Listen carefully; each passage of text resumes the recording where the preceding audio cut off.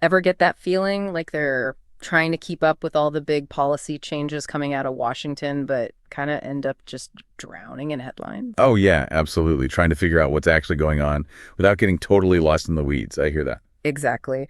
And that's kind of what we're going to tackle today. We're going deep on this whole tariff thing. Specifically, there's this report from the Wall Street Journal, and then it was discussed on this YouTube channel, the Ring of Fire. Their progressive news and commentary channel, by the way. And it's all about how folks inside the White House are reacting to these latest tariff announcements. Sounds messy. Well, that's what we're going to find out. Our mission today is pretty straightforward. Cut through the noise and figure out the core issues and maybe what the potential implications of all this are, at least according to these sources. Straight to the heart of it. Love it. So jumping right in, what really struck me was how both these sources, the Wall Street Journal and the Ring of Fire, paint this picture of just utter chaos in the White House after the president's recent tariff moves. Yeah, the commentary on the Ring of Fire really leans on that Wall Street Journal report to lay out this image of just like complete internal disarray. And, they make a point of saying that this isn't exactly a surprise, given how some people already view the administration style, let's say. Right. So the main takeaway is this reported inner turmoil triggered by the tariffs.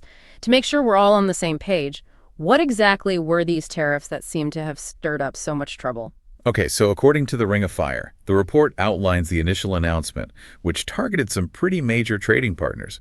It was a proposed 25% tariff on anything coming from Canada, another 25% on Mexican goods, and then 10% on everything imported from China. Wow. Yeah, pretty big moves that could have some serious knock-on effects globally, across the whole world economy. And it's wild how fast things changed after that first announcement, especially with Canada and Mexico, right? Totally.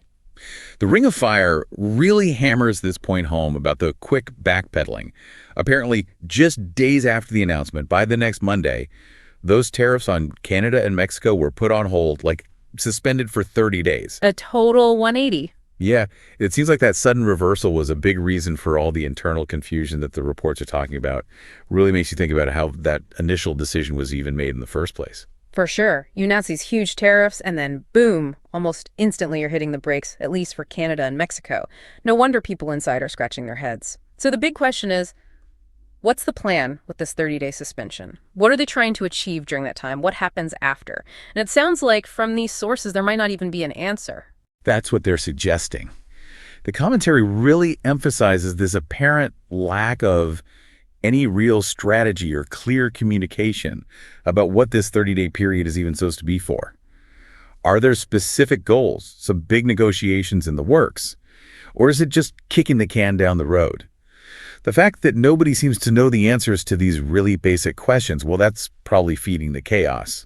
Makes it seem more like they're reacting to things instead of having a plan. Right. So we have this image of confusion and scrambling, but then if you look closer, the sources point to a serious rift within the White House on this whole tariff issue. It doesn't sound like everyone's on the same page at all. Definitely not.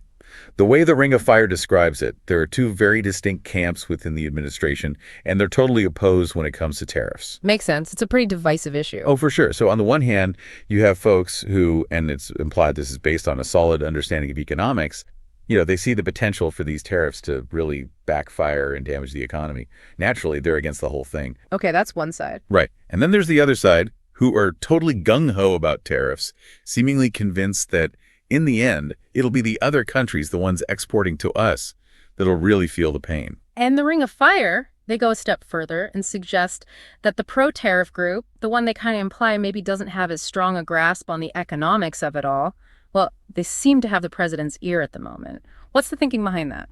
The analysis suggests it's all about the story this pro-tariff group is selling to the president.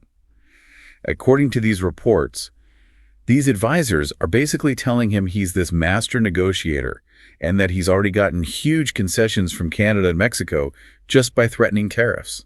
Like it's all because of his tough stance. They're feeding his ego, But the sources are painting a different picture, right? It's not as if Canada and Mexico suddenly caved and gave us all this new stuff the second those tariffs were announced. Exactly.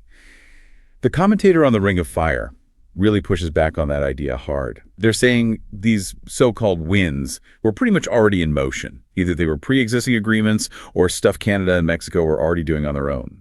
The tariffs didn't really force their hand. It's more like the administration is trying to spin existing actions as some big victory directly caused by their tariff strategy.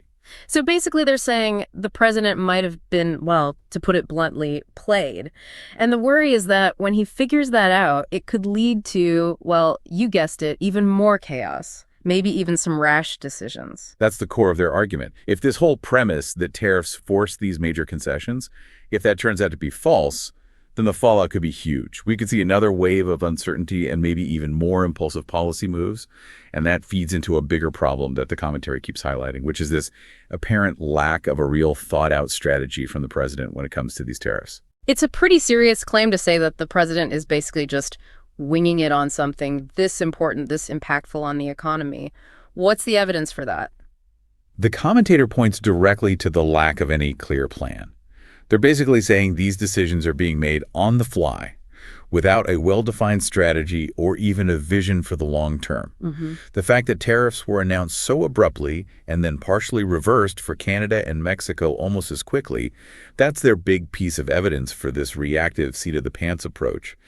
And apparently this lack of strategic thinking is causing a lot of frustration for the White House staff who have to try to implement and explain policies that seem to change with the wind. It's got to be tough to be in that position. I would want to be in their shoes. And speaking of the White House staff, that brings us to some rather, let's say, direct advice that the commentator on the Ring of Fire has for them. It wasn't exactly a pep talk. Not at all. They flat out tell any White House staffer who's uncomfortable with all this to quit, like right now. Right. The reason they don't think things are going to get any better, they're convinced it's only going to get worse.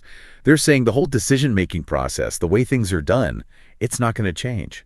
So get out while you can. That's their message. Pretty bleak, huh? Not exactly optimistic. So let's shift gears for a second and talk directly to you, the listener. Yeah. As you're processing all this, what are the big things to take away from today's deep dive? All right, so a few key things stand out. First, these sources are pointing to a pretty significant amount of internal chaos in the White House, all stemming from these tariff announcements. Second, there's a clear division within the administration itself about whether these tariffs make any economic sense, whether they'll actually work.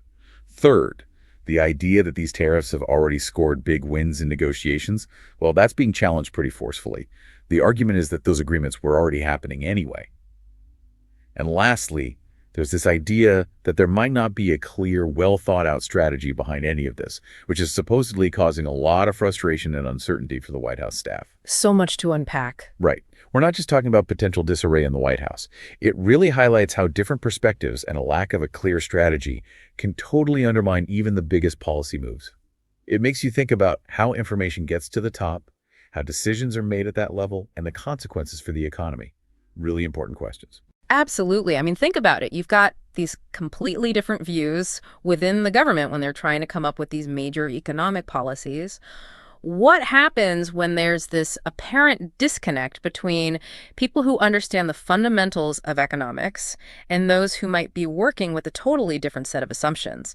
What does that tell us about how decisions are made at the highest levels, especially when so much is at stake economically? It's definitely something worth pondering. Food for thought, for sure. Thanks for joining us on this deep dive. Until next time. See ya.